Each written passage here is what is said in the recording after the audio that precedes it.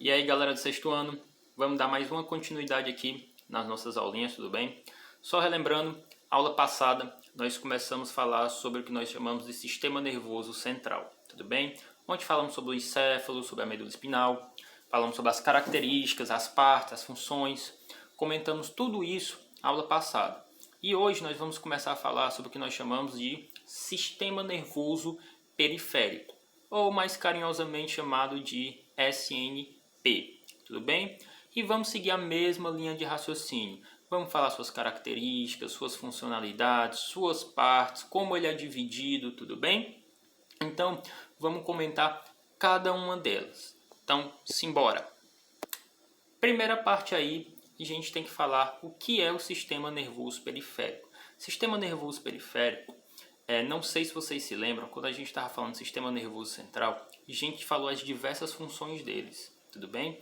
E uma dessas funções seria receber estímulos sobre as diversas partes do corpo e conseguir traduzir esses estímulos visuais, estímulos sonoros, tudo bem? Falamos sobre tudo isso. E o sistema nervoso periférico é justamente isso. Ele serve para ligar o sistema nervoso central com as diversas partes do nosso corpo, enviando essas informações, transmitindo essas informações que são captadas por todo o nosso corpo e envia para o nosso sistema nervoso central para ele conseguir fazer uma tradução do que seria isso, seria uma dor, se está quente, se está frio e assim por diante. Ou se eu preciso mandar alguma informação lá para o dedinho do meu pé, o sistema nervoso periférico ele vai ligar o sistema nervoso central com isso para fazer essa interligação entre os dois.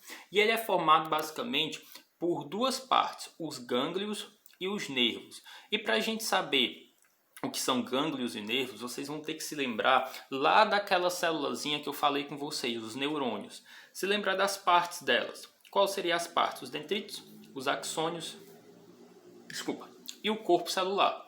Então vocês têm que se lembrar de todas essas partes para vocês entenderem melhor o que são os gânglios e o que são os nervos. Então vamos lá. Gânglios, como a própria descrição que eu botei aí, funcionam como ligantes entre os neurônios e outras estruturas do corpo. Desculpe aí pelos dois T's, saiu sem querer. Então o que é que acontece? Essas estruturas do corpo são as demais partes do corpo, músculos e por aí vai. Então eles servem como ligantes, tudo bem? Entre os neurônios, que eu falei para vocês que vão transmitir esses impulsos nervosos, que vão transmitir essas informações, e as demais partes do corpo. Como vocês podem observar aqui, o gânglio nervoso é esse conjunto aqui de corpos celulares. Se vocês se lembrarem bem, os corpos celulares é aquela estrutura central dos neurônios. Então, um conjunto deles aí formando, forma esses gânglios nervosos, que vai servir justamente de ligação entre as diversas partes do corpo, tudo bem? E, por último, a questão dos nervos. O que seriam esses nervos? De novo, vocês vão ter que se lembrar dos neurônios. Porque a questão dos axônios, que é aquela caudinha dos neurônios que serve justamente para mandar a informação para outro axônio ou para outro neurônio. Então, o que é que acontece? Eles são prolongamentos de axônios, tudo bem? Que eles vão levar esses impulsos nervosos para as diversas partes do nosso corpo. E se lembrando que esses impulsos nervosos são as informações que o nosso corpo vai transmitir. E ele é dividido nessas duas partes aqui, em 12 pares de nervos cranianos e em 31 pares de nervos tudo bem? Ou raquidianos, como queiram chamar. E aí, vamos para a última parte. Como é dividido o nosso sistema nervoso periférico? Ele é dividido em dois, em somático e autônomo, tudo bem? Sistema nervoso somático ou voluntário, como o próprio nome está dizendo, ele vai ser responsável...